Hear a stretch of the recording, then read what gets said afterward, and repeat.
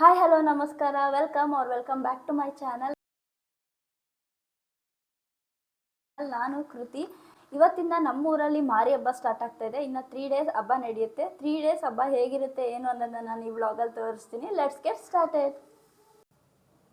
ಹಬ್ಬಗಳು ಶುರುವಾಗದೆ ಬಾಗಿಲಿಗೆ ನೀರು ಹಾಕಿ ರಂಗೋಲಿ ಬಿಡೋದ್ರಿಂದ ಮೊದಲನೇ ದಿನ ಹಬ್ಬದಲ್ಲಿ ನಾವು ತಂಬಿಟ್ಟು ಆರತಿ ಅಂತ ದೇವ್ರಿಗೆ ಕೊಡ್ತೀವಿ. ಅಂದರೆ ಮನೇಲೆ ತಂಬಿಟ್ಟು ಮಾಡಿ ಅದನ್ನ ಅಲಂಕಾರ ಮಾಡಿ ದೇವಸ್ಥಾನಕ್ಕೆ ಹೋಗಿ ಎಲ್ಲ ಊರವರೆಲ್ಲ ಪೂಜೆ ಮಾಡಿಸ್ಕೊಂಡು ಬರ್ತೀವಿ.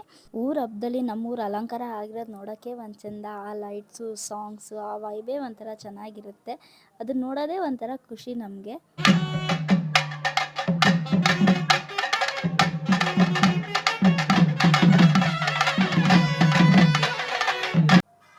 ಇನ್ನು 2ನೇ ದಿನ ದೇವರಿಗೆ ನಾವು ಮರಿನ ಅರ್ಪಿಸ್ತೀವಿ. ನಾನು ಅದು ವಿಡಿಯೋ ಮಾಡಲಿಲ್ಲ.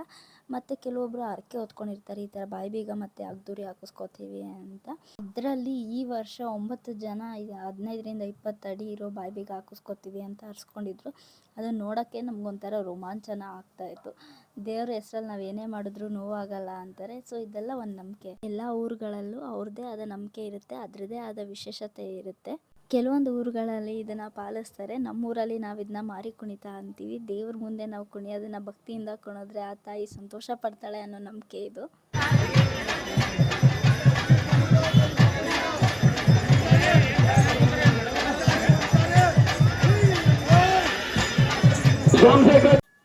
ನಮ್ಮ ಹಬ್ಬದಲ್ಲಿ ಇನ್ನೊಂದು ವಿಶೇಷತೆ ಏನು ಅಂದರೆ, ಈ ಥರ ಒಂದು ಮಡಿಕೆಯಲ್ಲಿ ಅಗ್ನಿನ 3 ದಿನಗಳ ಕಾಲ ಉರಿಯಾಗಿ ಬಿಡ್ತೀವಿ. 3 ದಿನಗಳ ಕಾಲ ಅದನ್ನ ಆರದೇ ಇರೋಂಗೆ ನೋಡಿಕೊಂಡು 3ನೇ ದಿನ ತಾಯಿ ಹುಚ್ಚಮ್ಮ ದೇವಿ ಮೈ ಮೇಲೆ ಬಂದು ಅದನ್ನು ಎತ್ತುತ್ತಾರೆ ಅನ್ನೋದು ಒಂದು ನಂಬಿಕೆ.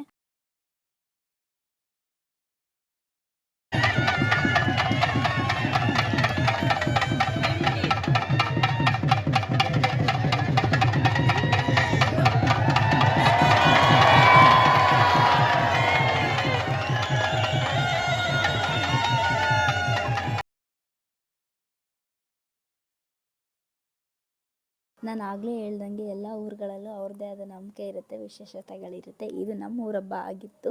ನಿಮಗೆ ಈ ವಿಡಿಯೋ ಇಷ್ಟ ಆಗಿದರೆ ಲೈಕ್ ಮಾಡಿ, ಶೇರ್ ಮಾಡಿ ಹಾಗೂ ನನ್ನ ಚಾನಲ್ಗೆ ಸಬ್ಸ್ಕ್ರೈಬ್ ಆಗಿ. Thank you for watching.